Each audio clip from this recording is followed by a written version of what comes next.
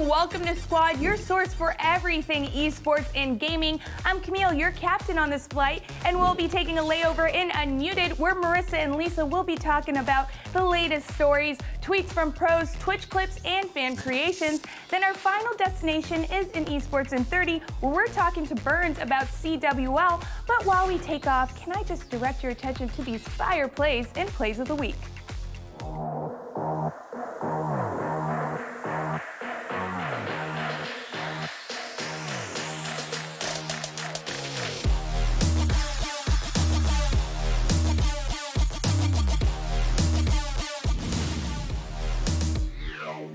Right here. Both of these E-athletes want to show off their figures. Get the guns out, lads. Oh my God. Smart, listen. Punk? Right. Oh! This is my chair now. Wow. Punk just took Smug's chair. He claimed that chair in the name of reciprocity. Okay. There's a sleep. Here we go. Where's the static storm? Sleep. This is going to be a big static storm potentially, at least on 3. But the BKBs, the vacuum into the cleave, and Evil Geniuses will have the last laugh right here. Miracle. That Ghost Scepter is not going to save him. Looks like Captain Zap was able to strike there when needed. Oh my goodness, second jump, gets it back. Oh, he almost got that back here. He saw the read of the side B going high. Into fair? Wow, somehow hit even though it was like slightly above Daisy. What? Oh, what the hell? Oh my, yeah. No, he did not! And Panda gets the ultimate in from Lorlo. A little bit of damage over onto the team of TSM Treats. Oh, Fear Beyond Death takes down Panda. The fight is in, and this could be it. TSM want to get to that Academy Finals, and they will be able to drop most members of Echo Fox. That was close, actually. Looked really close. Shaving the hairs from 2 ears. Oh! He just had too much warm-up on the first half, man. Oh, he's going towards 8 now as well. There are more frags to be had, and there's another one for Nico. Nico, is he going to ace with a scout? Is he going to ace with a scout, Dan? He was so close! Oh my god, that was fun. More resources again. The jump is huge. Roundhouse, he committed to it. So much recovery on that, and it's going to be a ton of damage. But wait a minute, it's not quite over. Jump over the uppercut for Punk. What does Tokido have left? He's on defense. The sweep, it was a crush counter. The throw. He Punk with the fist pump right afterwards. It's 20 minutes in. The Baron is gone. Oh, Hilly! Dactyl's in trouble. Knows he's standing right next to the blast cone. Missed the mark. At this point, Simple May just want to take some CTs out so they're not able to pick more weapons up. Oh my god, that's ridiculous from Simple! How on earth has he done that? Still, it looked like we might have seen one for Avocado, but holding firm is the dude's D. And it was super sad for Timon. Oh my goodness, but super amazing for Joe Freshness. 1-0 with less than 2 minutes to go. And I said it was a stalemate, but no. Joe Freshness off the backward to himself. He knows that when it comes to those, oh my god, I'm out of here. I can't even get it out. I can't even get it out. I can't breathe. I can't breathe. Breathe, K-Taro. Oh my god. Breathe, K. Okay, nice. The soft toss on the grenade, down throw. What is the snake? I can't. Just need to be stable here. Look at the dust. Like it from behind, the Deadeye coming down. The Pharmacy Cop is right out of there. Ding and Coma both say goodnight. Another shot, the headshot there on the DM. Takes him out, the hit onto Geggery in midair. And in style, Vancouver Titans glide into the finish on Dorado. Trying to go onto Kumo, but gets dismounted there by the Rise. Little pistol not quite connecting, I believe. Good dodge on the Q, though. Courage almost filled back up, but Jenkins has to be so careful. Dismount, goes back in. The Q lands in, and Jenkins, what an absolute god! Tower dies for first blood. Look at Shield again, putting it up just when the Nair's about to hit him. Oh, the Thunder. Axe just trying to juggle him. Barely spaced that dash dance. And Are we looking Tech for an chase? up B? Yeah, No, he doesn't. He needed the up B there. Like, oh!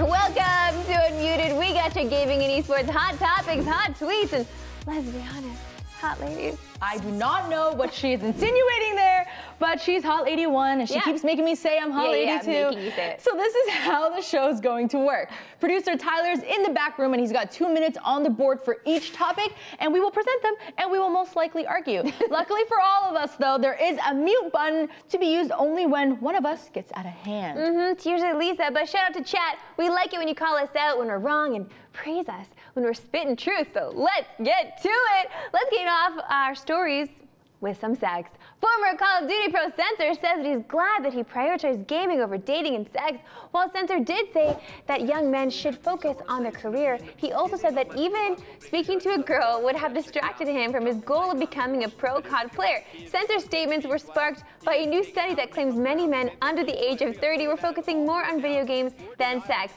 So Lisa, obviously we brought this up on the show before with that. We had just a tweet with that Daily Mail or whatever it was. Just click. I felt like it was just mostly clickbait, obviously, especially 100%. With that photo. But I do want to, before I pose a question to you, do want to let you know what he had tweeted. Yes. First, give us the context. Because he says, my parents were concerned because I didn't kiss a girl throughout high school. To me, it was more important to be #1 in the world in COD. That opportunity wouldn't always be there. Glad I made that decision. So he tweeted this. This becomes a copy pasta. Oh, no. A full-on copy pasta, because like, think of just like what he's saying. It's pretty funny. And also Censor, he's also very clickbaity. Obviously, he makes his career on YouTube. He was under fire by many men in the world for breaking up with EUnited's. She's gorgeous. By the way, respect to her. Major respect. That body does not tone itself. Okay.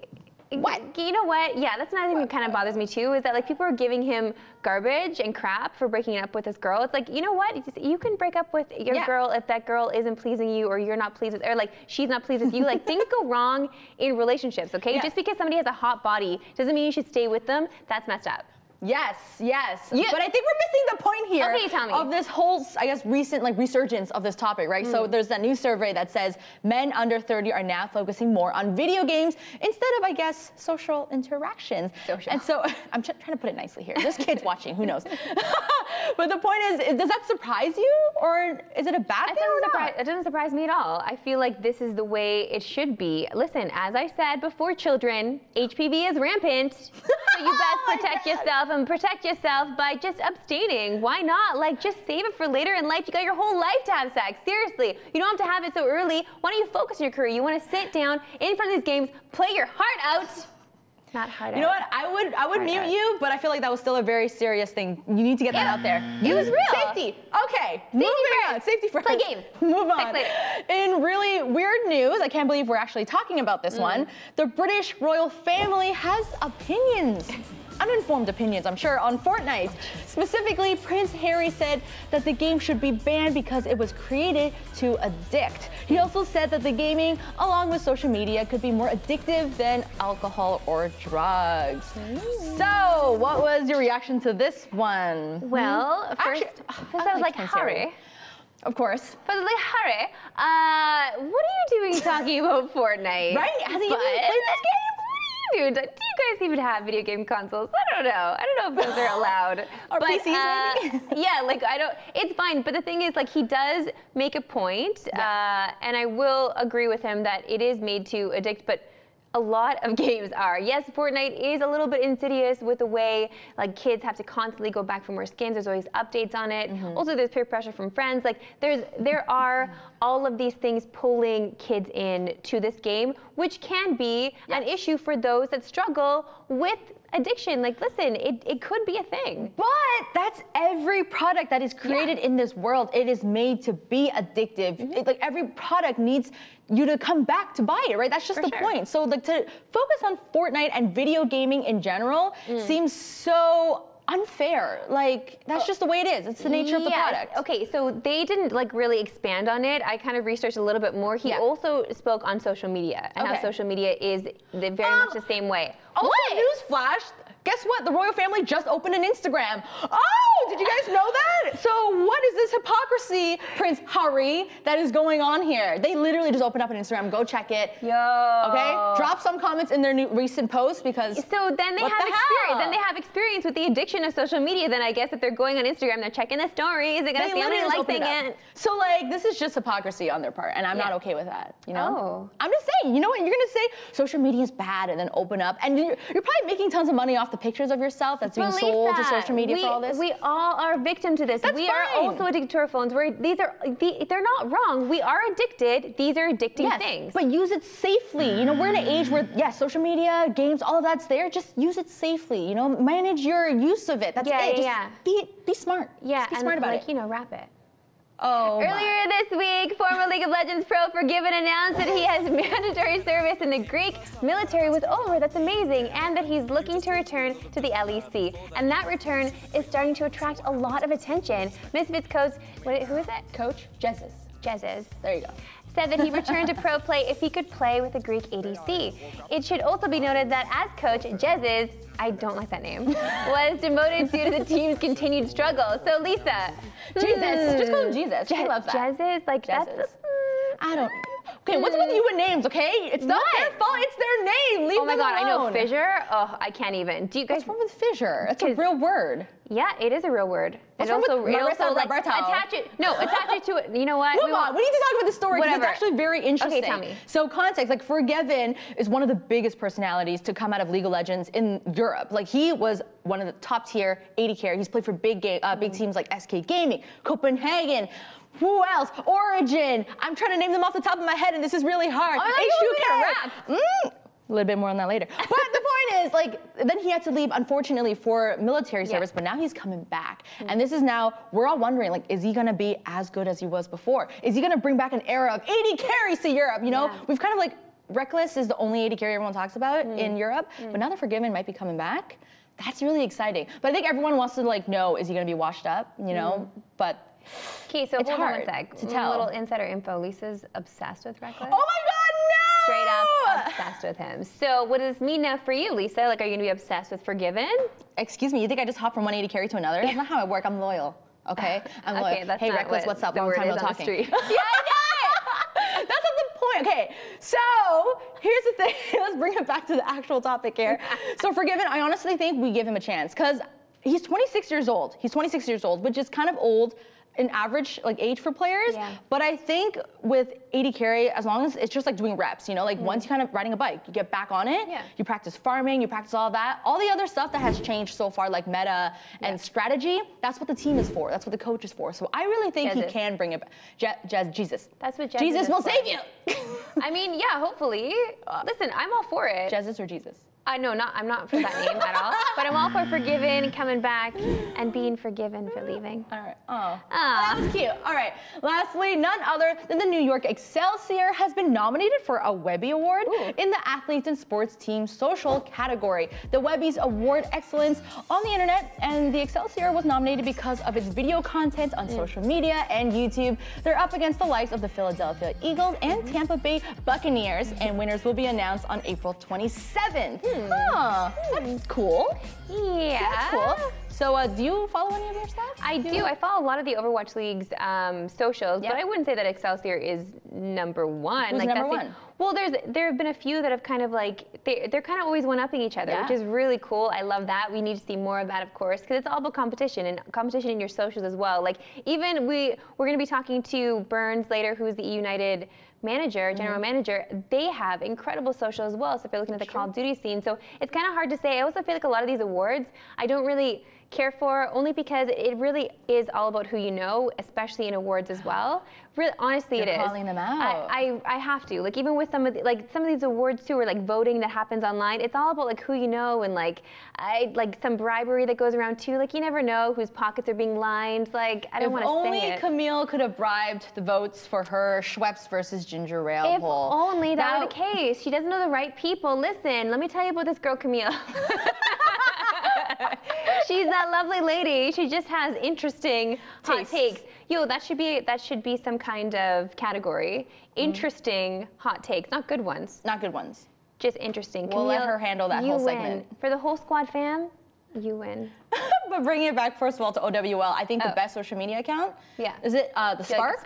The Spark has been killing it. They're like creating original cartoons for every post of theirs, which is amazing. Major respect to that. That's time, dedication, and bringing it back to the community because they're hiring like community artists, right, to help them with that. No, for sure. Like even LA obviously is also doing a very good job as well. They just have like a little moment where like you sit down with somebody and he sits and he tells you what happened in the league this week and with their team and what's going on behind the scenes, and they had a little cat that comes in and you do like see what the cat's up to and just like quick shot of the cat just laying there doing nothing. I love that stuff. Like anything that involves content with a team to bring fans in and just keep them constantly entertained so they don't leave and start jumping on the bandwagon of another team. That's smart marketing, friends. All right, so we're gonna post more cat videos and pictures. That's what I learned from that. All right, now it's time to see what streamers have been up to in Clip It. Our first clip comes from Boogie, who probably shared too much information about how he handles his finances. Oh God.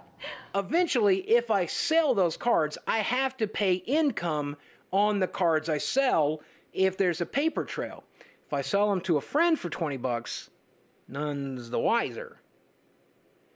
So, $500 tax write-off, and I get $600, $700, $800 worth of singles. Oh, there we go. You see? You see, it's a smart decision. Boogie. I don't know if it's a smart decision talking about that publicly. No, that's a bad decision. Like, I applaud, you know, your savvy businessman endeavors. But I don't know, because like, who's gonna share? What if somebody watches that like works for, I don't know what they're called. I don't know what it's called IRS? in the States. The IRS in the States, yeah. Yeah, what if somebody... Someone doesn't pay our taxes. No, oh my God, oh my God. Calm down. No, Lisa, I'm like a year behind. Don't start with me right now. It gives me anxiety. So am I. No. Wait, it's tax season. It's actually freaking me out recently. I know, it's giving us a lot of stress and anxiety. On social media, you see all the pros right now being like, God, I just did my taxes. Oh, what a tough job. But I'm like, I haven't even done mine yet. Tell me about it. And like people that work freelance, because we always end up having to owe the government rent money, right? So it's just like, it's just like piles up, and then you get that bill at the end of the year, you're like, what? Why was I honest? Anybody got any accountants in our chat? Because message us. I know. I need help. We need help, and maybe Boogie might later as well. As our next clip comes from Tempo Axe, who played around with a glitch. And then you up throw Nana. And you super jump.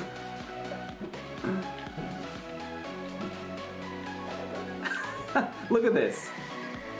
Look at this. Isn't this amazing? A lot of people don't know about this one, but this is one of the coolest glitches I know about, and I like it a lot. It's just a lot of fun. Look how high I go. I go ridiculously high. I'm still falling after all this time. Like, he goes insanely high. There he is. Aww. They say ban wobbling. Ban that stuff. I'm just wondering if that's only on that map exclusively. I wouldn't know. Yeah, no, obviously, because you and I play a lot of Smash. We're very good at it. Yeah, so good that we can't show people. But can we spend the next like minute and a half just talking about how amazing Axe is? Oh my God. Right? He's so awesome. He is such a sweet man. He's also very honest on Twitter too about just things that he goes through in his life. And sometimes he has ups and sometimes he has downs, and he shares all of them. And I think it's really important for other people, especially fans, to see that too. Yeah. That life's not all sunshine and lollipops, right? Like we will have down days too. And honestly, having the down days makes you appreciate all the good days. So I want to take this moment now to apologize to producer Tyler, because I was having a down day this morning, and I really let him have it. Oh no. Yeah, it was a lot of fun. Oh, why would you do that? Okay. Because he didn't look at the Slack. Okay, anyways, okay, no, don't I won't get into this now. Whatever. Really, my actual issue with Slack is okay. Tyler, I still love you. Oh my God. He's like in my ear now. He's like, shut up. Get to the tweets. All right, pro gamers have a lot on their mind and like to take to Twitter to dump all the things as a kind of therapy no one asks for or really needs. They also like to one-up each other for our amusement, which is what FGC Bro Flo decided to do with Justin Wong. Okay, so he says here, with all these bad Jaywong tier lists, I felt I had to fix it last night on stream. Fight me. Them's literally fighting words, because look at this friggin' tier. Now, obviously, you have to tell me that you disagree with this, Lisa. Taco Bell top tier? Nah, cannot deal with that at all. He puts Popeyes, friggin' Popeyes all the way down to one of the last edible tiers, because the tier at the bottom is like inedible, but the next one up, he puts Popeyes. Like, have you even had their biscuits, Warren B? Yo, actually, the biscuits are honestly the best. That's what I'm saying. But I have to be, I'm a dirty Taco Bell eater. What? I love Taco Bell! Are you serious? Taco Bell, their Supreme fries are... Yes, it makes you go to the bathroom a lot later, and you know, you kind of regret it then, but the moment you put it in your mouth, and we're talking about Taco Bell here, what did it hit your lips? No. You're gonna have more. No, Taco Bell, because isn't there like meat something lower grade than dog food? Like, oh my God, that's all fast food. Why we gotta like target Taco Bell? What? Didn't you hear like with McDonald's, like the chicken nuggets are literally the bones and everything grinded up? Yeah, that's true. But I think in Canada we have different laws on that, and I think the chicken tenders here are actually better than the chicken fingers or tenders in the States. Just letting you know, if you come to Canada, maybe you should try ours and do a little comparison. But he did a McDonald's up there. He had Starbucks up there, which I kind of agree with, because like I hit that all the time. Yeah. Why is Starbucks there? Well, because you can get fast food there. Like, they have food already packaged in boxes ready to go. Where was the Vietnamese food on that list? Oh, now she's making it about race. They serve it fast. All right. All right. Yeah. Let's move on to the next one. So our next tweet also happens to be about food. I just ordered a chicken, bacon, and ranch from Subway. They gave me a lettuce, ranch, and cheese. I just lost effing full. So he ordered it on Uber Eats, so he didn't actually get to see it being made, and everyone's on him for that. Like, why didn't you say something when it was being made? He didn't get to see it was being made. And obviously, he wished he didn't order it on Uber be Eats. the results. Yeah, that kind of sucks, but I guess that's the risk you take when you order Uber Eats. But see, what would you do though? Like, what would you do? Would Lisa actually call and complain? I feel like you would. 100%. You know that the app, okay, listen, I'm a very avid user of Uber Eats, so I know what's up. So what you do, you take a picture of it, it's simple, and then you actually report it. There's like a whole section to report things like that, right? So you just report it, and they literally don't even argue it. They're just like, it's better to just give it the money back for free. It's like they will, so you know, even if the food is good sometimes, you can actually get some free meals out of that. Lisa! But let's not talk about hacks because I don't want to be like Boogie and, you know.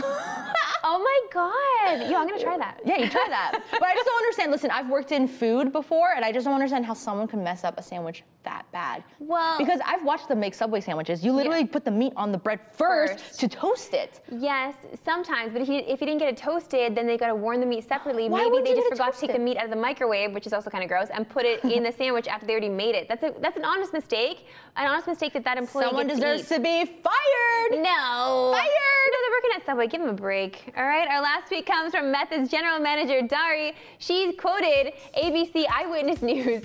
Janties, will you make these a part of your summer collection?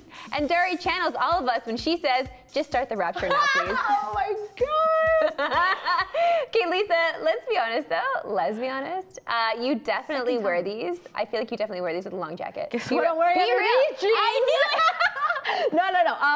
I have a lot of questions about this, actually. First of all, in the summer, chafing, like the lines will just hurt. I am not okay. And I buy really cheap jeans. We've talked about this. Yes, you do. So my janties, that ain't happening. I'm not wearing janties. Just the name itself, janties. That's like the least appealing thing they could have come up with. I love how I put this into our group chat before we did the show, and Tyler just responds, no. Just no, like all caps. I'm like, wait, does that mean I can't put it in the show? Well, too bad, I did. No, I feel like now we need to get those for him for a birthday. There's not going to be a size fitting that booty. No disrespect. It's just like he's a big booty, okay? he does karate or whatever he does. So. I love how Tyler didn't want us to mention him at all this episode, and all we do is talk about him. Okay, all right, let's move on to some crowd control. This is where we show all the goods that people of the internet have been creating or sharing. First up is a comic from Jesmaz depicting our beloved Mario in his various job positions. Oh, look at that. Mario. It's a me. Dr. Mario says, it's a she. Arborist Mario, it's a 3. And unemployed Mario, it's a free. Okay, other ones were barista Mario, it's a coffee. Officer Mario, it's a robbery. Oh no. Oh my God. And then Gamer Mario, it's a me. Isn't that beautiful? Oh my God, so many people in chat right now are probably like, not like this, not like this. We want to hear what you guys can come up with, man. You know what? I actually came up with the last 3, and I'm really proud of them. Wait, hold on a second. The last 3 were mine. Lisa. I know. Oh my God, you're so smart and talented. She should be making comics. No, I can't draw, but. On the side. Comedian Lisa Dewan. I can do it. But speaking of rhyming, actually, it's time to spit some bars because the LEC is bringing hot fire in its latest promo for G2 versus Origin in the European playoffs. So let's hear some of it. Skirt, skirt. But hey, OG, you won the grand prize. This'll be your only high to lose to G2 first so everyone can see that you're the worst. Comeback and finals will hit you twice. Might give you a game if we're nice. Hey, Vetty, what? You really think you need help with this fool? Are you kidding me? He can't even cast the World's quarterfinal. Like, are you serious? G2 vacation started early this year. You're losing the splice? We got nothing to fear. Wonder solving world hunger, Yanko's missing his shit. Perk Sivir mid lane, the boy can't even right click. Remember the last time we met? Cap solo killed, no threat. Close it out cleanly, you bet. Give us that Zed, Nuke's fed. Give us that Zed, you're dead. I'm not even boasting. Caps has a champion pool, but our bro Nuke has an ocean. So get ready to drown in it. We'll beat you down with it. Excuse me, Mr. Yankos, what's that caught in your throat? Another best of 5 you're choking? Your career is a joke. But at least you're better than Perk. Just ran from his own lane, that's worse. Yo, that was so hype, Lee. Are you kidding me? Shocks? Fire lit. All right, let's go. What? Let's go.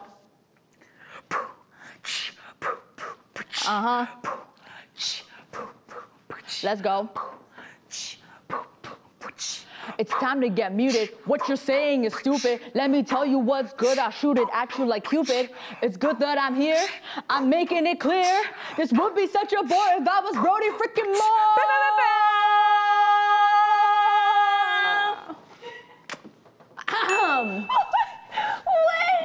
What just happened? Oh my God, this is the greatest day of my life. This is amazing. Let's get that out of my system. That's the best thing I think I've ever seen. Camille comes out of nowhere and now she just is down here and we have to pretend that she's not there, I guess. Let's move on. Let's move on. I can't. Wow. Okay. While we take some time to recover from that, it's time to talk about a subject not often discussed in gaming. Unrealistic body standards for men in gaming, shared by Nio Daily on Reddit. Let's see. Let's just casually move on here. All right. The Singapore edition of Men's Health May 2018 issue, Build a Body of Famous Fantasy Heroes. God of War's Kratos shares how to build the ultimate dad bod. Oh my God. Whoever made that cover, brilliant. I mean, unrealistic character design though on Kratos. I mean, okay, honestly, I feel like guys don't get enough attention for like unrealistic body standards for men in video games because most of the characters are like giant buff. They're tall, they're buff, they're like muscular rippers everywhere. But we don't, you know, there's always a lot of attention on female bodies. Yeah. But you know, men deserve, like, that's unfair a little. That is for sure unfair. Unrealistic body issues, especially like in Street Fighter as well. Ryu, oh God, like how can, I mean, he's looking pretty good. But then we have things on our end, obviously like the games like Dead or Alive with those booby physics. That's not real. That's definitely not real. They ain't real. So I just don't want people's expectations to live in that world, but I just feel like it's animated and maybe we shouldn't try to be those characters in any way. Like we see cosplayers do it and pull it off in some way, but that's a lot of tape, people. It's a lot of tape. Alrighty. It is. Oh, I believe you. All right, unfortunately, that's it for today's Unmuted. I wanted to end it there. Okay. We wanted to know what is your favorite part, so let us know in chat. All right, remember you can always hit us up on our socials at Squad State, so we'll see you there. Bye, guys. Come here.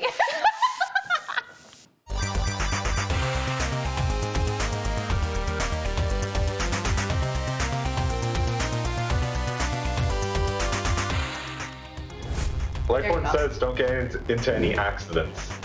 Why? There's no... Wait, you heard about Lisa's driving? Yeah. I'm not sure if you did, but yeah. We did not bring that up here. You just brought it up there. You haven't heard of it. Lisa was so dangerous. You want to come and have a seat? Okay, all right. Lisa was so dangerous going to a McDonald's that she drove over a curb, hit some air, and sailed like 20 feet through the air and crashed into a car. I was not in the car. It was intense. I may be exaggerating. I literally just tapped the curb. I am exaggerating. You tapped the curb? I tapped the curb. Every Friday is Free Play Friday in the Green Room, and since we're huge fans of Apex Legends, I feel like we'll be seeing that a lot until our producer Tyler tells us not to play anymore. If you have any suggestions of what games we should play in the Green Room, let us know on our socials. In a bit, Marissa and Zurich will be talking CWL Weeks 5 and 6 in eSports in 30, but first, why don't I just get you caught up on all the top stories and report it.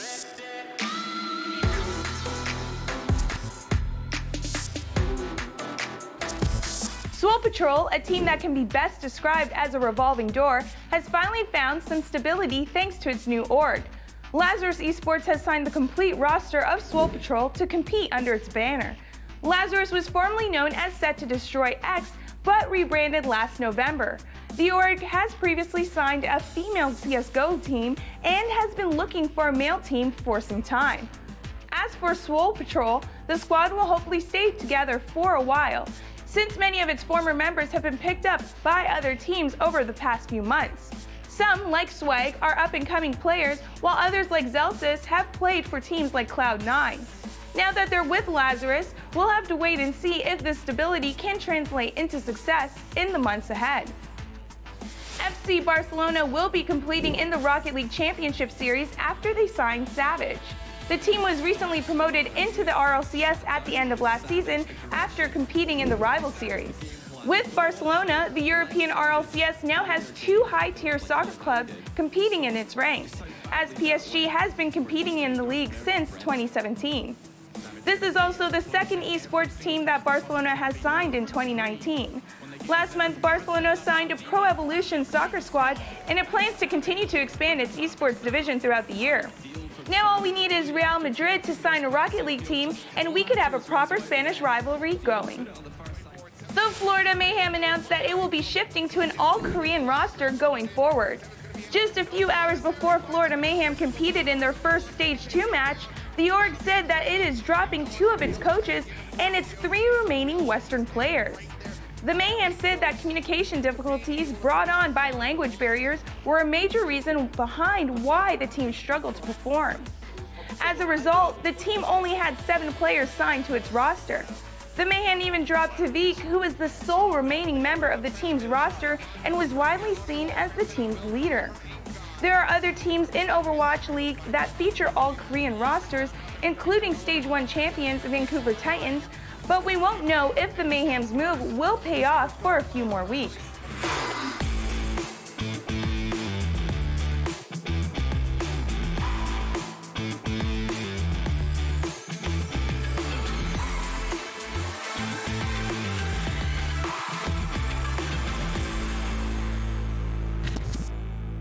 Inside that A site, they know they're trapped and they're going to go ahead and use a string. Slack! Slack comes in! Give me the Slack slams in the chat! Slack slams in the chat! Just dipping them. Jake! It shoots! He does it! He hits the shot! He hasn't finished it yet, though! He slides on me! He hits another one! Octane gets it!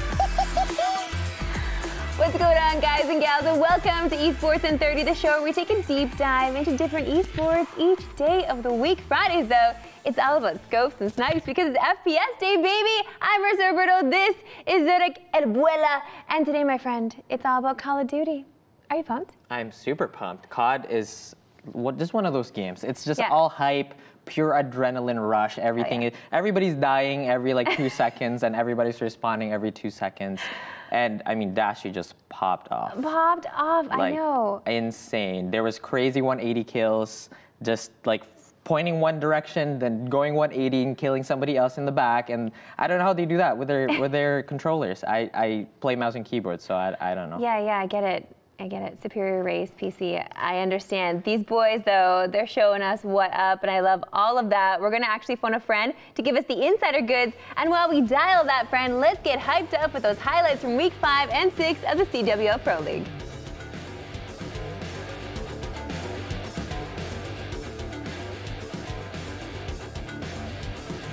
Clay, and now Abizi's going to make his way towards the bomb. The bomb's gone down. Can Abizi find something? He's in from behind. Abizi's in from behind. He's got the shots around. Mate, down. Can he find the slide? He does. Nice spread here from LG to at least make this difficult. They've kind of got them trapped inside that A site. They know they're trapped, and they're going to go ahead and use a streak. Slack! Slack comes in. Give me the Slack slams in the chat. Slack slams in the chat. What was that? Is that the first 5-man we've seen? And he's going to drop 2.5 ticks. It should be it. Red Reserve, they've snatched the game, or have they? Because Method6 slides in. He's contested. He's pulled time. Somehow he's found himself into a miraculous little position. Looking with 2 Heretics. I can't believe what I'm witnessing. They've somehow broken through. The decap comes through. Scrubs with a double, but it doesn't matter. Now the flood in from the other side. You've got Fellow trying to shoot you in the back. He can't finish both quite yet. But the disruption is... Oh, see ya. 2 players in Sushi, got a couple players in the back, but now the grab slam might be the play, but it's on top. Zero gets his first. Would simply love to see you. I'd love to see that though. If you're 100 Thieves fan, and definitely not that either. Tommy with the double. He can be so potent with the sniper rifle. Hell, why not 3? After everything, look how close it still is. A 10-point game between these 2 teams, and my goodness, more team kills. And I think Saints like, oh my, stop! Leave him alone! They're on your team! Just tempers him. Jake, it shoots! He does it, he hits the shot! He hasn't finished it yet, though! He slides on me, he hits another one! Octane gets it! And we're going to a round 11! Dashy just finding these first bloods. So, I don't know. I thought you had to have a headshot when they have attack 5. Am I just an idiot? What? Did you see that? They're flanking. Well, if anyone's going to kill them all, it might be Zeke. Sees one cross, has another right in front of him. Again, has his information, but does he check his right? He doesn't matter. What? The gunfight. Risk finds his kill. Priest, I thought he got caught. He hit Dashy to 4 HP. Almost turned and smoked him, but Dashy able to close out the gunfight and get away for now. Not something you see very often, but there's the first streak in. Karma to get it now, Dashy. He's the one snapping his Dashy. He gets 3 lightning strike in for Karma. All right, now I want to welcome to the show the eUnited General Manager, Matthew Burns. Pothoff, what's going on? Not much, just hanging out, trying to enjoy another day in esports. I mean, so say we all, but before we can enjoy, we must get to the bottom of this. Burns, are you the COD burner? I am not, sadly. I wish I had the time to do it, but unfortunately I don't.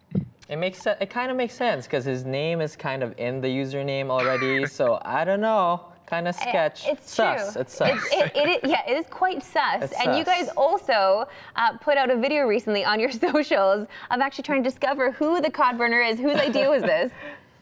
It was our creative director, Media Brute. So we just kind of went into a game plan with Legion, who is our influencer at eUnited.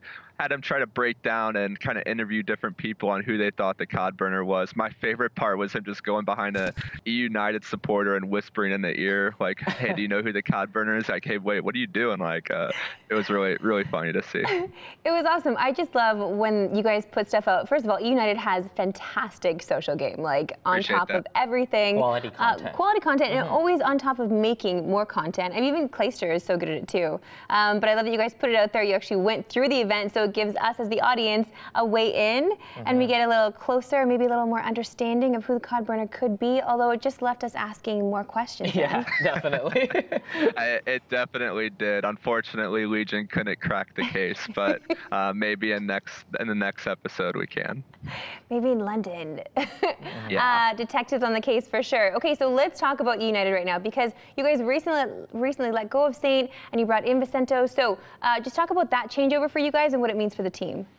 Yeah, so bringing in Bryce, I'm just excited to have someone that can kind of change the culture of our team. Brian has been a fantastic addition as a coach. He did tremendous amount of positive work over the past year. He reversed our, sinking ship in World War II. We just underwent a lot of, drama, a lot of turmoil over the past 3 months. And, just kind of reviewing our team and what was needed, we felt it was best to make a management change and just kind of change the atmosphere, the environment, and the culture of the team. And hopefully that, punches a new direction for the guys to kind of reiterate like how serious we are about, their performance and what we expect from our Call of Duty team. So do you think this newly evolved roster is going to be ready for the playoffs in London? Yes, I do. So, our past week, we had 4 days of practice going into Pro League. I was expecting us to go 3-1 or unfortunately 2-2. Thankfully, we went 3-1. I felt Sint played above expectations, was really excited to see what he could do on LAN. And he kind of, took the pressure, the drama, he put it all in the past, and he showed up to play, and I feel like we have a bright future with Sint. When you guys when you saw the pools revealed last night, what went through your mind? I was like, thank God we finally have a decent pool. Usually we get stuck with Optic or another high-level team. All 16 teams, you can't be fooled. Like, everyone is super competitive. Even the teams in Pool D, if they're shooting straight, if they're playing their A game, they could go and make a tremendous run at London. But I finally feel like we got some good matchups and no excuses this time for us not to get out into winner's bracket. I love that. Speaking of Optic, actually, I feel like first of all, let's just chat about the other teams here, because they've been struggling. I think kind of struggled in Fort Worth. We saw them play last night too. Just a little shaky in Pro League overall. They got 3-0'd. And honestly, they've been kind of shaky playing worse teams, if so to speak. All matches for the 3 days of Week 6 went to 5 games. Dashy hasn't really slowed down though in the slightest since his break, and has been insane in the Pro League so far. So how have you seen this player grow, and what is he bringing that Optic kind of seems to be lacking? Dashy is probably one of the most talented players in the game. You know, just kind of referring to COD World League, definitely a player that can take over at any moment. Anytime he pulls out a Tempest, you're just scared. Like, even when we play against him, if he pulls out a Tempest, you feel like he could just completely wipe a team and change the momentum of the game. I feel like, you know, Optic adding him and TJ was one of the best decisions they made. Their search and destroy got good. They maybe got a little complacent after winning Vegas, and that might have led to, you know, a slow finish at Fort Worth and maybe some bad practice leading up into, you know, Fort Worth and that event specifically. I know they're undergoing role changes and specialist changes, and they're trying to kind of find their identity again since the meta does change in COD, you know, every month or so. I feel like they'll be back on track once they get some good practice and kind of figure out what they're trying to accomplish again as a team. You mentioned TJ there. Optic fans are very quick to criticize in the best circumstances, but Pac-Man gave a serious defense of TJ in the face of that criticism. So talk to us about TJ and his place on this Optic roster and why he's been better than his numbers. Yeah, I completely echo what Pac-Man's saying, just reinforcing that TJ's role is really hard to do.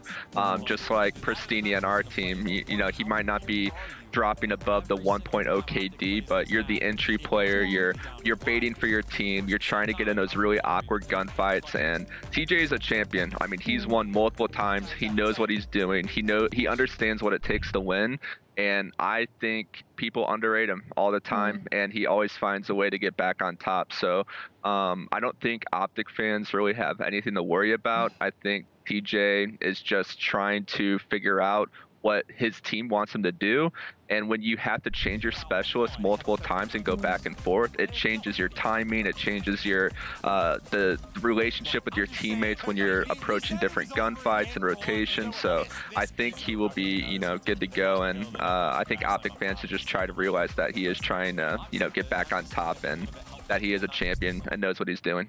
It just kind of seems crazy to me to know that he's the entry fragger. Or are they not maybe clicking that the fans aren't understanding? Yeah, for sure. Like, there's always a thing with entry fraggers and having a very high death ratio, because the point of your role is to just go in there and try to go ham, get as much information.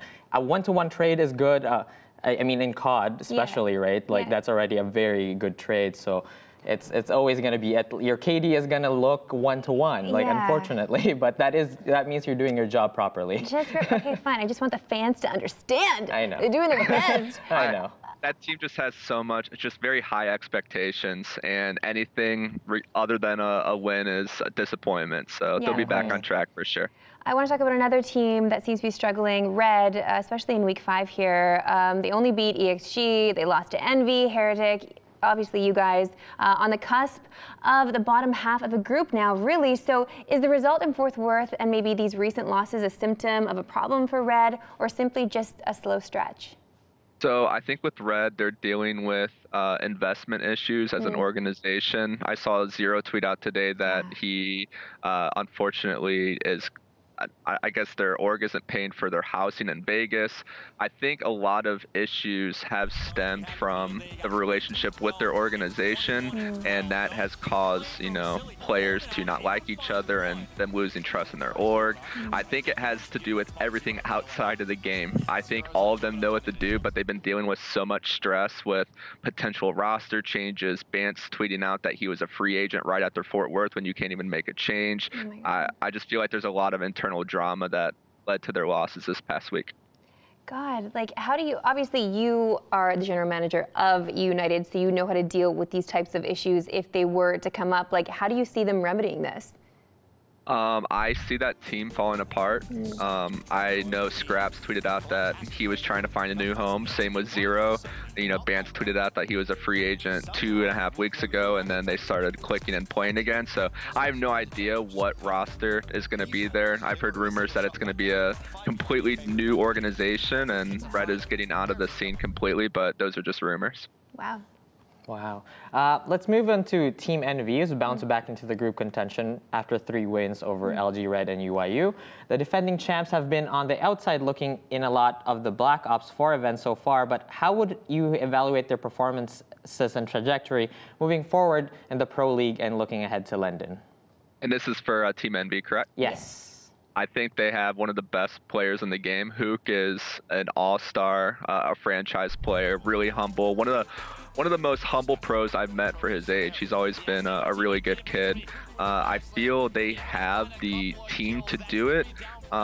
They just need to continue that momentum that they had in that pool play performance against us. I think they 3-0'd us, and they made a crazy run. They were beating top teams. They beat Optic, and then they fell to Red Reserve in the first round of winners bracket. So if they can play their A game, I feel like they could, do justice and win a championship.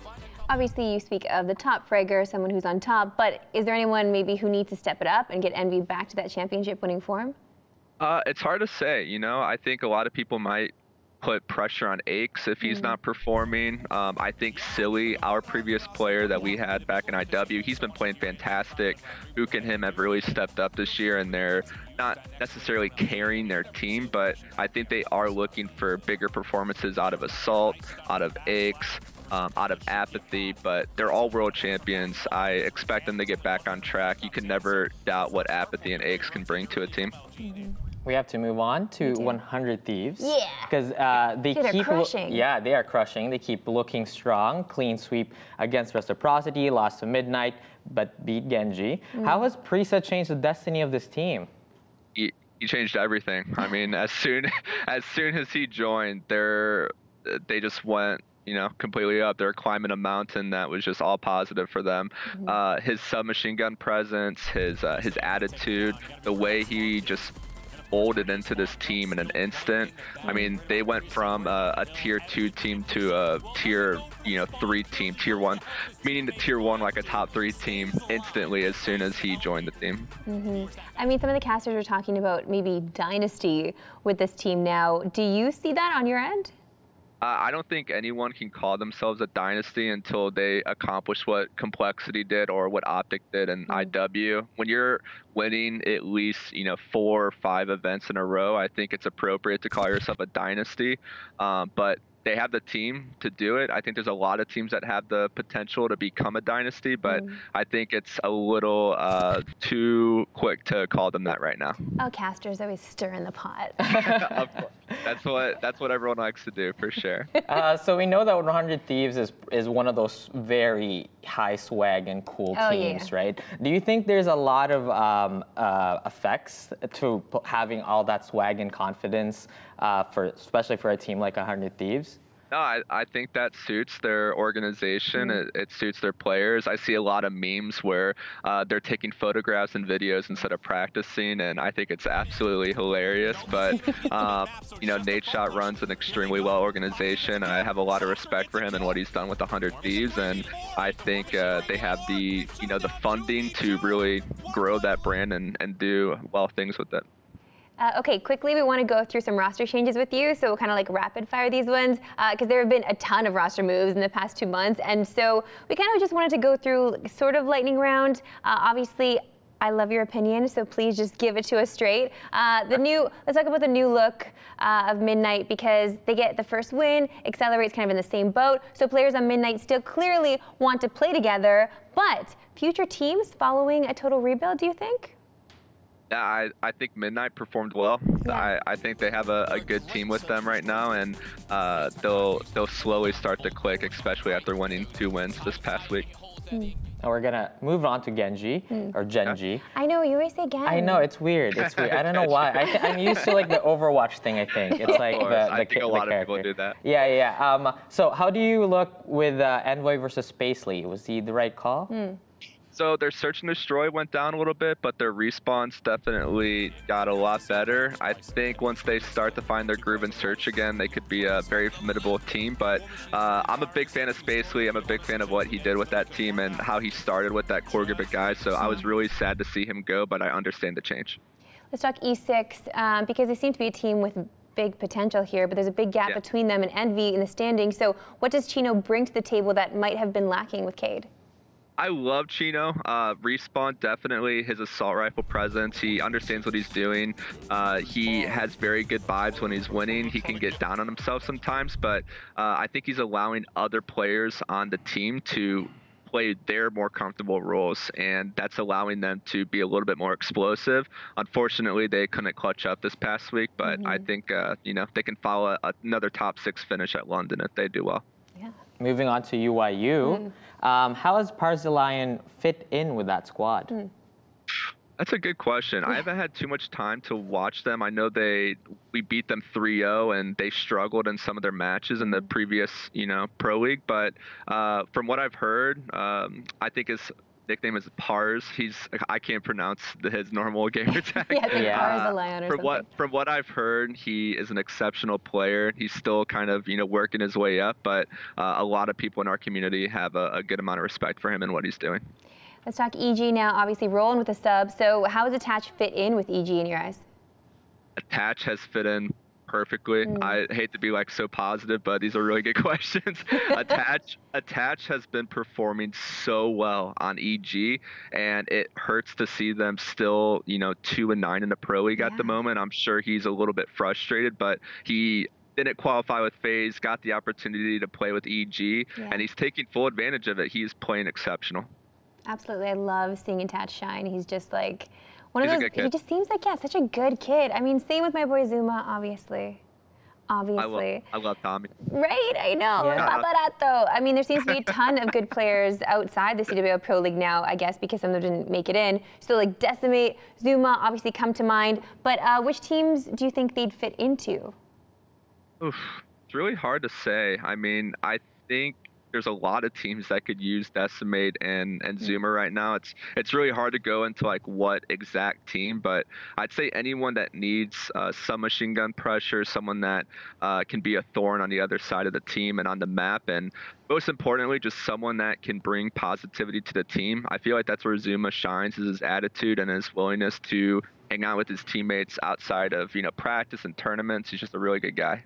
It always helps. Other than those two, is there anybody else, any other players that you think deserves a spot on the Pro League team? I can't really think of. Those are really the two highlights right now. I think there's a lot of amateur talent that's still, you know, brewing. You know, just like us bringing up Simp from the cadet team, I feel like there are a lot of unforeseen talent that hasn't really been tapped into yet, and hoping to see more amateurs work their way up into the pro scene this year. Oh my God, yeah. It'd be so sweet to see. Burns, thank you so much for your time and your insight. Obviously, we're super hyped for the rest of the Pro League, so we appreciate you calling in and getting us all up to speed. Yeah, thank you so much for having me. I really appreciate it. All right, there was a lot to unpack there. Obviously, Burns, so fantastic because he's able to give a perspective on, like, obviously the management side of things, how his players are feeling, how other players might feel. Just love that insight. Obviously, something he touched on was Red Reserve, and the fact that there has been some turmoil. Obviously, you know, I like the drums, so we're gonna dive a little deeper into that because there were tweets, like he did mention, but there's a lot of drums. Yeah, so like I'm gonna quote this tweet right now from Zero. Been told by Red owner to leave the house we are staying in because they couldn't pay for it. I don't know how or why we are in this situation or how I've been able to keep it under wraps. Guess we'll see what the streets of Vegas are saying. Okay, that makes me feel a way because now I feel like, okay, is he saying that he's homeless, like he's got nowhere to be? That's crazy. I guess. That is insane. It's so crazy. And like, I don't know how these orgs, like I guess just to echo what Burns was saying, how like he thinks they're gonna fold. Yeah, that must be the case because how can you just now let your players kind of be out there in the world? They're gonna tweet things. Obviously, you know how the Call of Duty community works. They're going to say exactly how they feel online. We're gonna know everything. They're gonna be completely scorched by not only the players, but now the whole community. And now we all look at Red Reserve as like, okay, what the H now? Like you can't possibly make a name for yourself in this scene at all. Yeah, imagine if COD Burner was in red. It would be spicy, juicy for us, but probably not for that team in particular. That sucks. It sucks because you don't want to think about players. First of all, like I know the orgs kind of carry all of the control in this league. Number one, the players really don't have any say in a lot of these things. Obviously, they need some kind of players union put into place or implemented somehow. Hopefully, that will come for them in the future. As esports just tend to grow and with all of these genres, they really should have something there in place. I know the CSGO community really had been working on something for a long time. Like it takes a while to get there. I just want, like they're just paving the way now for kids to come, for the new generation to come in and hopefully have some kind of security there, because to just be left on the street like with nothing, terrible. So crazy. So just not okay. But I want to just kind of table this now before we get to some Fortnite. But I do want to mention that there may be a pokey buff. There may be a pokey buff going into London for Gunless because Slack also tweeted yesterday for people to watch out for London because Gunless has the pokey buff. Yo, he tweeted a photo of himself at the gym, just, you know, showing off his bicep. Pokey responded, kind of pumping his tires a little bit. And so now all the other teams should be worried because he's got the pokey buff. Yeah, so like a kind of a history lesson. The last time that this has occurred, the team that Pokey replied to completely swept the entire tournament. So I mean, maybe it's real, maybe it's a thing that it kind of exists in the realm of esports. Yeah, esports. It's like a buff that everybody gets, but every time somebody replies or Pokey replies to them, I don't know. We'll see. I mean, we'll she see. is a lucky charm, and to be fair, she did reply to a Lisa tweet earlier a few weeks ago, and I think since then Lisa has been heavily buffed. Oh yeah, for sure. Yeah, have you seen her guns? I'll have her show us later on. We do need to talk about Fortnite here just for a second, because when Epic announced the 16x9 scenario, you were not happy. Yeah, but not for the reason that they changed, not because they changed it. I was unhappy that it took them this long to implement this. Because first of all, so the entire stretch resolution originated from CSGO. So people used to stretch their screen to from 4x3 to make their opponents look wider. So then it's easier to shoot them because they have wider heads. Okay. Also, because most of the computers back then had very bad systems, like your GPU is really bad. So then playing in a lower resolution, a stretch resolution would give you more FPS. So there was kind of an advantage in really playing that way before. So when Fortnite came out, there was no rules against that. So then people could go inside the game files and actually change it so that it's stretched. And then because that was like a thing that people did in competitive Counter-Strike, everybody was like, that's how we have to play Fortnite. If you want to be a competitive player, you have to play stretch 4x3. So if you see the content creators of Fortnite, they all play 16x9 because obviously it looks so much better on videos than like a really stretched out screen, right? Anyway, now the game was designed to be played 16x9 to begin with. For regular size monitors that we have in 2019. Makes sense. I just don't know why Epic took this long to implement that. Not to mention 2 weeks before a $3 million World Cup. Why? But isn't this kind of Epic's brand at this point? Like just switching it up a little bit a couple weeks before something big happens. Yeah, but it sucks for the pro players because I mean most of them, I know some of them didn't actually play didn't play 4x3 for this specific reason, because everybody was like, it's inevitable at some point, like we're gonna get actual rules and regulations against this. But Fortnite, due to its nature of like very heavy patching, people are kind of just like getting used to that, like always adapting, and every single week is always something new. But again, it sucks to be a pro in that scene, and a lot of people are complaining, but you can't do anything about it, because if you are playing 4x3 and you have to switch to 16x9, not only is your sensitivity a little bit different because the screen aspect ratio is different, so you have to get used to a different sense. And all of that, there's so much that it's just like, why? If I was a Fortnite pro, I'd be like, why Epic? Like I would. That's honestly why I dropped the game. I just didn't want to deal with the patches. There was too many. Too many patches. Now you're on Apex hard constantly, all the time. Sometimes playing with producer Tyler if you feel like it. Yeah, I try to always play with my friends, but. So So Tyler, you're getting cut, bud. You're cut. It's over for There's Tyler. always room. There's always room for Tyler. There's always room for JK, it's just like classic, honestly. Oh, and of course, yeah, JJ Pokecatcher, obviously too. Our cameraman Seb is like pointing to himself, like invite me, Zurich. Listen, no, anytime anybody logs in, I think we've talked about this before. Anytime anybody logs in from the spam, Zurich like conveniently logs out. Not all the time. Because he knows we're not good enough to hang. It's fine, Zurich. It doesn't hurt at all. Listen, love Fridays, obviously, because you get to tap in to FPS a little more, and we'll do the same next Friday, too. But that's all the time we have for today. This week, we want to thank Burns for calling in, and you at home for taking time out of your day to join us. Next week, it's a whole new 5 days of squad. On Mondays, Esports in 30, you know it's going to be Matt, Lisa, and League of Legends playoffs.